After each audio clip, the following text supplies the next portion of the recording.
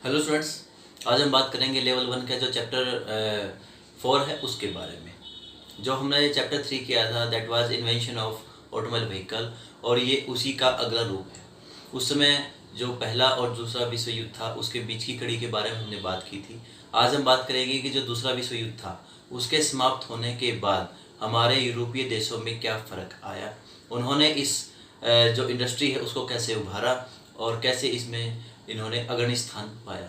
तो आइए चलिए बिना किसी देरी के स्टार्ट करते हैं आज का हमारा टॉपिक। दूसरे विश्व युद्ध के बाद अमेरिका ने अपने पूरे देश के अंदर सड़कों का जाल बनाना बहुत तेज़ी से शुरू कर दिया था। अमेरिका की भौगोलिक स्थिति बहुत अच्छे होने के कारण वहाँ की जो सड़कें बहुत ही चौड़ी और अच्छी बनाई गई और आधुनिक तौर पे बनाई गई और बड़े बड़े राजमार्गों का भी निर्माण किया गया। 50 और 60 के दशक में जो वाहनों का औद्योगिकरण है वो बहुत तेज़ी से बढ़ चुका था। अमेरिका में 3 सबसे बड़े औद्योगिक नाम हैं जिनके नाम है जनरल मोटर्स, फोर्ड और क्रिस्लर। इन लोगों ने मिलकर अमेरिका के लिए बहुत बड़े पैमाने पर यातायात साधनों का निर्माण करना शुरू कर दिया। इसी के साथ जो जापान था, युद्ध में बहुत कुछ खो देने के बाद आर्थिक तंगी और स्थिति के कारण उन्होंने अमेरिका का साथ देते हुए बहुत से वाहन निर्माताओं ने गाड़ियां बनाना शुरू कर दिया था ताकि आर्थिक संकट से उबरा जा सके। ये जो गाड़ियाँ सड़कों पर दौड़ रही थी वो पेट्रोल गैसोलीन पर दौड़ रही थी, और साथ में हर कार निर्माता जो दौड़ में थे कि हर गाड़ी को ज़्यादा से ज़्यादा ऐशो आराम के लिए बनाया जाए। इसी के चलते सन 1973 में परिस्थितियाँ बदली और पहला तेल संकट जो है यहाँ पर गहराया, क्योंकि जो अरब के जो देश थे जहाँ पर तेल का भंडार सबसे ज़्यादा था उन्होंने अपना संगठन बनाया और अपने पेट्रोल को महंगा कर दिया। लेकिन अमेरिका के लोगों के लिए तेल महंगा होना कोई खास बात नहीं था, उन्हें बस अपनी गाड़ियाँ और ऐशो आराम से ही मतलब था। इसलिए ये जो उद्योग है वो बढ़ता ही रहा। परंतु तेल संकट के बाद अमेरिका की जो कंपनीज थी और जापान की जो कंपनीज थी उन कंपनीज ने ऐसे किफ़ायती मॉडल बनाने शुरू किए जो कि कम खर्च में ज़्यादा चल सके। इसी के साथ इंट्रोड्यूस हुई हमारी होंडा कंपनी। इसी के साथ जो जापान की कंपनीज थी वो भी किफ़ायती और अच्छे मॉडल बनाने पर जोर दे रही थी, जिनकी कंपनी थी टोयोटा, माज़दा, मित्सुबिशी और सुजुकी। ये इसकी सबसे बड़ी कंपनीज थी जो कि अच्छे इंजन और अच्छी गाड़ियाँ बनाने पर जोर दे रही थी, जो कि लगातार अमेरिका के लिए अपनी गाड़ियाँ बनाई जा रही थी। इसके बाद फिर से 1973 में जो तेल संकट है गहराया और जो पेट्रोल है वो फिर से महंगा कर दिया गया। इसके बाद कंपनियों में किफ़ायती इंजन बनाने की होड़ और भी ज़्यादा लग गई।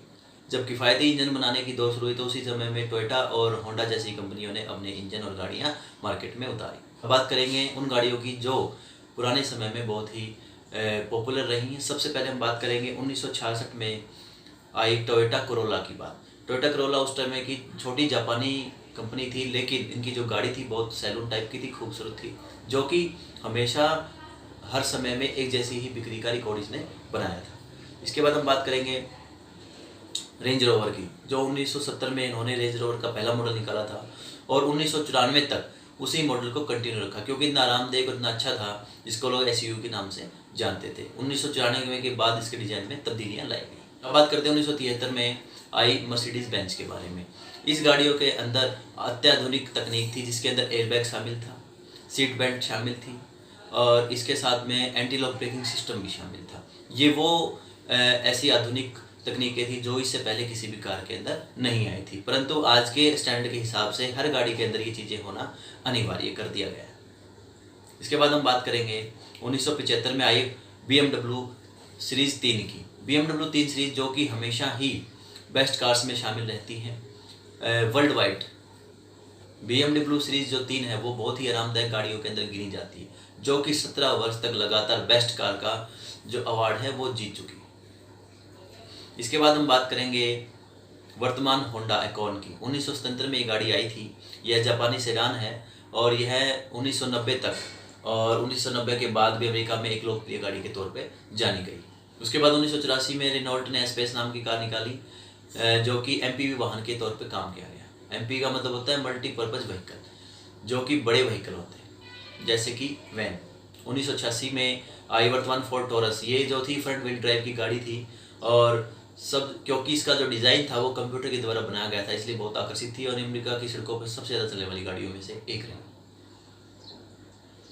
इसके बाद हम बात करेंगे भारत के जो निर्माता हैं टाटा। उन्होंने 2008 में गाड़ी निकाली, इसका नाम था टाटा नैनो। ये दुनिया की सबसे सस्ती गाड़ी होने के नाम पर दर्ज है। इसके बाद 2010 में आई शेवरले और निसान की गाड़ियाँ। ये ऐसी गाड़ियाँ थी जो कि बिजली से चल सकती थी। ये पहली ऐसी गाड़ियाँ हैं जो ऐसे मॉडल तैयार किए गए थे जो बिजली से चल सकें।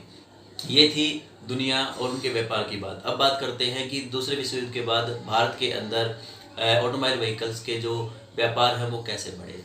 देखिए 1920 तक जो है, 1920 में हमने पहली जो गाड़ी थी वो विदेशों से आयात करवाई थी। इसके बाद जो हिंदुस्तान मोटर्स है, भारत मूल की कंपनी, उन्होंने अम्बेसडर गाड़ी का निर्माण करना स्टार्ट किया। 1942 में श्री B.M. बिड़ला जी ने इनकी स्थापना की थी। उसके बाद से अम्बेसडर जो है बहुत ही सड़कों पर लोकप्रिय रही। इसके बाद एक अन्य भारतीय कंपनी प्रीमियर ऑटोमोबाइल की स्थापना 1944 में की गई। उन्होंने भी वाहन का जो निर्माण था वो आरंभ किया। इसके बाद जो अलग विदेशी कंपनियां थी उन्होंने भी भारत का रुख किया। भारी कंपनी फिएट ने अपना मॉडल उतारा जिसका नाम था पद्मिनी, जो कि यहाँ पर बहुत ज़्यादा पॉपुलर हुई। और इसके बाद जो थी सड़कों पे सिर्फ दो ही गाड़ियाँ देखने को मिलती थी, या तो अम्बेसडर या फिर पद्मिनी। ये बहुत ही लोकप्रिय मॉडल रहे हैं हमारे हिंदुस्तान के। इसके बाद हम बात करेंगे 1983 में भारत सरकार ने जापानी की जो कंपनी है सुजुकी, उसके साथ गठबंधन किया और हिंदुस्तान के अंदर जो है मारुति कंपनी का निर्माण स्टार्ट किया। सबसे पहला जो मॉडल था वो था मारुति 800, जो कि आप सबने देखा भी। हमारे देश में मारुति कंपनी ने शुरुआती दौर में 1 लाख की जो यूनिट थी वो बेची। जो मारुति 800 थी उसकी 1 लाख यूनिट बिकने के बाद इन्होंने जैन, बलिनो, जिप्सी आदि कंपनियों का भी निर्माण किया, जो कि बहुत लोकप्रिय साबित हुए।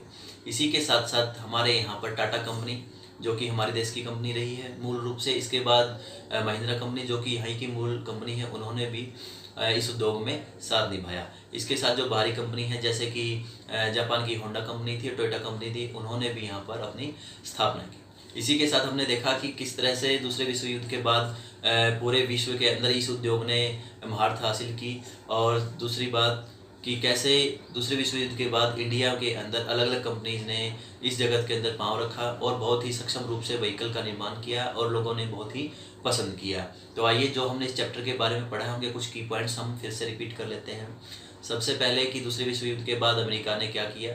सबसे पहले उन्होंने सड़कों का जाल बिछाया और गाड़ियों का निर्माण स्टार्ट किया। उसके साथ जापान ने भी उनकी बहुत ज़्यादा मदद की गाड़ियाँ बनाने में। और तेल संकट जब गहराया तो अमेरिका के लिए कोई ख़ास बात नहीं थी, परंतु दूसरी कंपनीज ने किफ़ायती इंजन बनाने शुरू कर दिए थे और ऐसे गाड़ियाँ बनानी शुरू कर दी जो बहुत ही किफ़ायती भी थी और आरामदेह भी थी, ताकि ऐशो आराम के लिए यूज की जा सके। इसके बाद कौन कौन से ऐसे मॉडल थे मर्सिडीज़ के और लैंड रोवर के, जो कि बहुत ही विख्यात हुए, टोयोटा की। और इसके साथ जो फोर्ड का जो गाड़ी थी एक मस्टैंग, हम बताना भूल गए आपको कि जो फोर्ड की जो मस्टैंग गाड़ी थी वो बहुत ही लोकप्रिय हुई, जो दिखने में भी बहुत आकर्षित थी क्योंकि इसका जो डिज़ाइन था वो कंप्यूटराइज था और चलने में भी बहुत शानदार थी। ये फोर्ड मस्टैंग एक ऐसी गाड़ी थी जिसने हर तरफ के लोगों का अपनी तरफ आकर्षित किया और ये सबसे ज़्यादा बिकने वाली गाड़ियों के अंदर शामिल हुई। ये आज भी एक पॉपुलर गाड़ी के तौर पर फोर्ड की जानी जाती है, जिसका नाम है फोर्ड मस्टैंग। इसके बाद कैसे हमारे इंडिया के अंदर हिंदुस्तान मोटर्स ने अपने कदम रखे एम्बेसडर के साथ, और फिर कैसे फिएट ने जो अपनी पद्मिनी गाड़ी को उतारा। उसके बाद कैसे मारुति 800 का निर्माण शुरू हुआ सुजुकी कंपनी के द्वारा। फिर जिप्सी है, मारुति ओमनी है, जैन है, इन गाड़ियों का भी निर्माण शुरू हुआ। इसके बाद हमारी टाटा और महिंद्रा कंपनी ने भी कदम इसी इंडस्ट्रीज़ में रखे और बहुत ही अच्छे जो है ऑटोमोबाइल व्हीकल्स बनाने शुरू कर दिए। इसी के साथ जो हमारा चैप्टर है वो कंप्लीट होता है। Thank you, have a nice day.